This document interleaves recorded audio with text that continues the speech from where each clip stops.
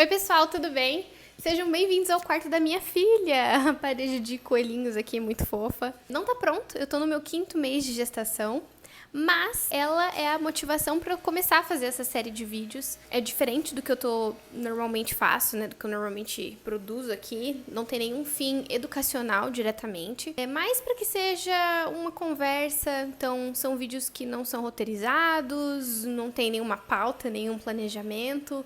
É mais para que eu possa conversar com vocês e quero abrir espaço também para que a gente faça essa troca. Vocês podem comentar, compartilhar experiências comigo sobre esses assuntos. Também é um tipo de vídeo que eu gosto de assistir e eu não encontro tanto no YouTube. Eu adoro assistir vlog de vez em quando, fazendo alguma coisa, lavando louça, essas atividades de casa eu gosto de ficar vendo vlogs assim de fundo e nem sempre eu encontro um conteúdo que eu goste, então também é um pouco pra mim, sabe? Produzir o que eu gostaria de assistir. Deixa eu explicar da onde surgiu a ideia. Quando a gente decidiu o nome da bebezinha, na verdade a gente já tinha pensado no nome antes mesmo de se casar, né? De ter uma menina que se chamasse Helena. Pra quem não sabe, o nome da minha bebezinha é Helena.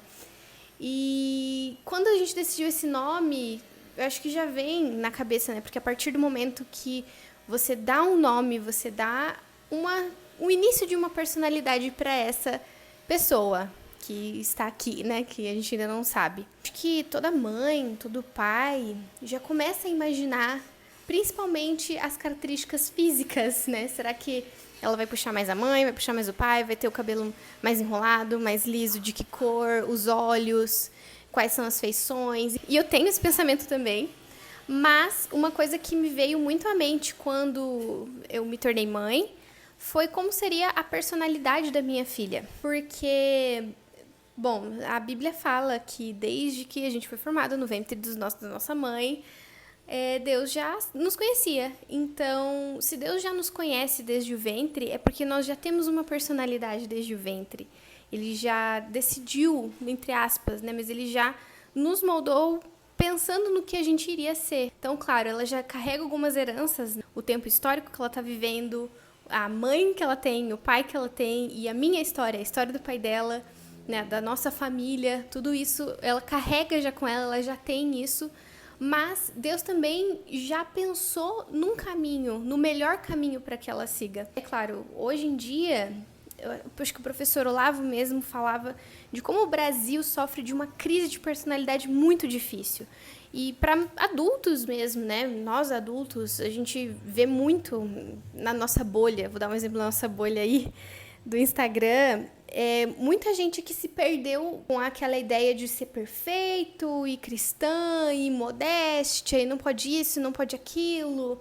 E você tem que ser assim, assim, assado, tem que ser mãe, tem que ser dono de casa, tem que ter 500 filhos, e o marido tem que trabalhar e sustentar a casa inteira, e etc, etc.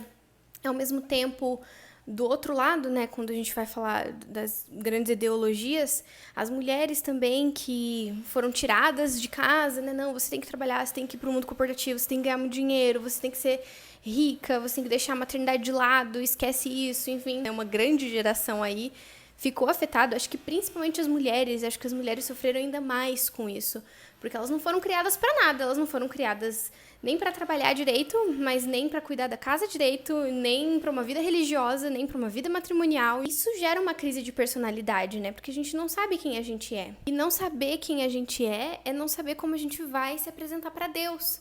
Isso é uma crise, né? Porque se Deus nos conhece e a gente não se conhece, como que a gente se apresenta para Deus? Como que a gente fala com Deus? Como a gente olha para Deus, enfim, na vida eterna, sabe? A personalidade e a identidade é algo que me pega muito. Eu sempre falo isso até nas minhas aulas, quando eu explico qual é o meu objetivo com as minhas aulas com os meus alunos, é que eles entendam também que a história, seja do Brasil, seja do mundo, seja geral, enfim, ela é a história dos meus alunos. Eles fazem parte daquilo. E através daquilo eu estou dando recursos para que eles entendam quem eles são.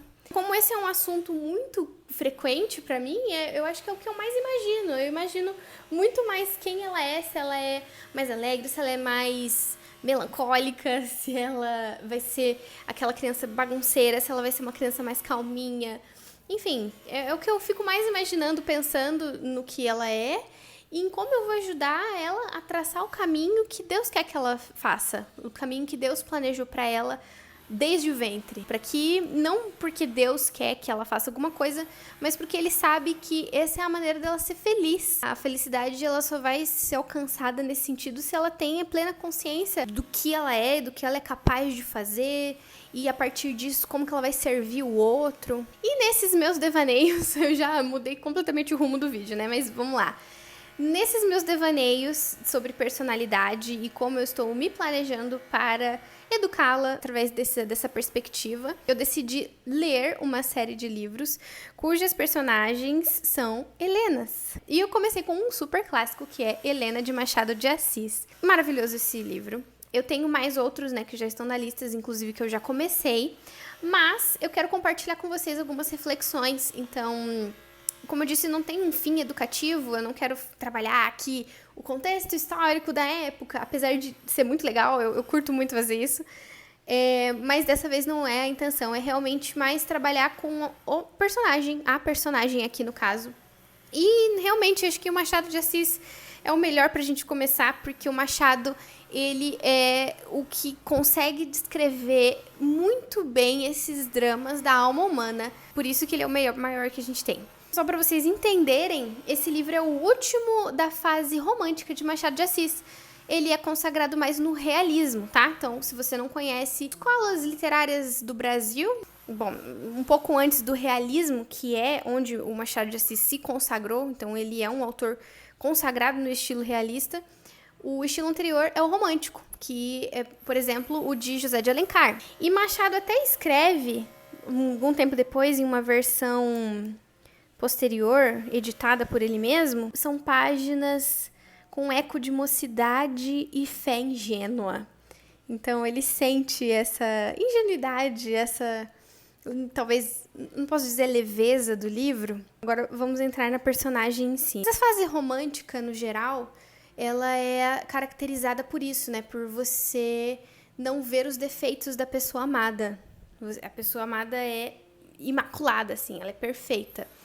E daí no realismo não, no realismo a gente já tem, por exemplo, a Capitu, o Bentinho, o Brás Cubas, que mostram a desgraça o tempo todo, né, são mais realistas. Por isso que eu comecei muito bem, já que a minha intenção é analisar as personagens e trazer isso pra mim, pra que eu possa imaginar a minha filha, eu comecei com uma menina perfeita. A Helena desse livro é perfeita, é a intenção do Machado, fazer uma personagem perfeita. Perfeita aos olhos do século XIX. A Helena era inteligente, culta, lia muito, tocava instrumentos, pintava, bordava, era talentosa, conversava bem sobre qualquer assunto, se encaixava em todas as classes. Ela tinha, apesar de muito nova, né, ela tem 17 anos no livro, ela tem esse instinto cuidadoso, feminino, de observar o que a tia tá precisando, o que o irmão tá precisando, o que um escravo tá precisando. Ela chega a pedir a alforria de um escravo pro irmão. Ela é essa menina que não tem defeitos mesmo. O livro até ele começa a dar indícios de que ela tem um problema com a castidade, que ela não tá sendo honesta com a castidade dela.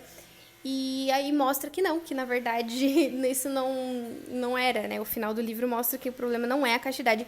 Ai, eu não sei se eu vou dar spoilers pra vocês. Pior que eu quero dar, porque eu quero conversar. Ai, não sei. Bom, talvez esse vídeo contenha alguns spoilers. Eu vou tentar evitar, mas só pra vocês entenderem um pouco mais, a Helena, ela era filha de um conselheiro rico e esse conselheiro, quando ele morre, muito tempo depois, ela era uma filha bastarda, ela era uma filha de uma mulher fora do casamento, e quando ele morre, ele deixa no testamento que a Helena precisava ser reconhecida pela família, que no caso seria o irmão e a tia. Então, no início é um caos, é uma situação horrível para todo mundo, porque, poxa, essa menina surgiu do nada, vai ter que ficar aqui com a gente, e nem é uma filha legítima, isso aí é uma mácula para a sociedade, é um crime, sabe? Mas eles acabam fazendo a vontade do conselheiro, né? O filho e a irmã do conselheiro fazem a vontade, trazem a menina para morar, e em pouco tempo eles se apaixonam pela Helena, porque é isso, a Helena é apaixonante, ela é um anjo na terra. ela tem consciência da situação que ela se encontra, de ser uma menina que tá meio que invadindo uma ordem ali, de que tá invadindo o espaço, tá tomando uma parte da herança ainda do irmão, que até então era filho único, e ela cuida o tempo todo para se tornar amável por aquelas pessoas, para se tornar querida. Isso foi muito fácil, porque isso é dela. Ela é amável, ela é querida, ela tá sempre disposta. Eu gosto desses livros que tem essas personagens femininas, inclusive os meus livros favoritos, como Ana Terra, que eu já falei muito pra vocês. Gosto também de Megera Domada, de Shakespeare. Mas enfim, eu gosto desses livros que tem personagens femininas como protagonistas, porque eu gosto de me observar nelas, eu gosto de trazer as virtudes delas pra mim também. Então, a Ana do Ana Terra já era isso, era uma mulher forte, guerreira, que no início até se via, né, os tracinhos ali de adolescência, de juventude, de meio que bobagem, assim, sabe? E aí a gente acompanha o crescimento da Ana Terra naquele livro, e ela vai ficando madura e forte, e se agarrando aí nas dificuldades da vida, e com essa força de viver, e eu me inspirava muito nela. E na Helena, o que eu me inspirei mais é essa vontade de servir que ela tem, essa vontade de mostrar que ela tá ali pelas pessoas, né? Sejam quais forem, ela tá ali por aquelas pessoas e não por ela. Ela não percebe, eu acho, o quanto ela é querida. Ela não percebe o quanto as pessoas já gostam dela. E eu acho que essa é a grande crise do final do livro. É isso, eu não vou dar spoilers. Mas a grande crise dela no final do livro, apesar do Machado não buscar colocar defeitos na personagem, já que é um livro do estilo romântico, o grande defeito da Helena aqui é não ver que ela é boa, de que ela é merecedora de amor, de que ela é merecedora do carinho, do que as pessoas querem fazer por ela. Ela sempre pensa mais nos outros, né? Que ela precisa estar ali pelos outros. Trazendo aqui para o motivo da leitura, para o motivo da nossa conversa, o motivo desse vídeo, eu acho que isso seria uma coisa muito difícil de lidar como mãe da Helena na vida real, se ela fosse dessa maneira. É claro, você sempre vai ficar encantado. O próprio conselheiro mesmo, que pensa, era uma filha ilegítima. E ele decide honrá-la, decide colocar ela na herança, porque ele também se apaixona pela Helena. Ele vê aquela menina incrível, aquela menina talentosa, sabe? Que mostra os seus talentos. Isso também é muito interessante. Você conseguir, ela ter conseguido desenvolver esses talentos. E quanto mais talentosa uma pessoa é, mais ela consegue servir. Aí vem por esse lado também, né? Eu gostaria também de aflorar e que a minha filha tivesse muitas habilidades, porque eu sei que assim ela se sente mais à vontade, mais útil, mais capaz de ajudar o próximo. Desde o conselheiro que pegou a menina de filha legítima e torna ela herdeira, até a família que, independente do que aconteceu no final do livro, queria ela próxima, ela não aceita. Ela se sente imerecedora, ela não sente que deve receber as honras da família. Se eu fosse mãe da Helena, acho que seria muito difícil tirar isso. É difícil você criar esse sentimento de merecimento em uma pessoa que não tem.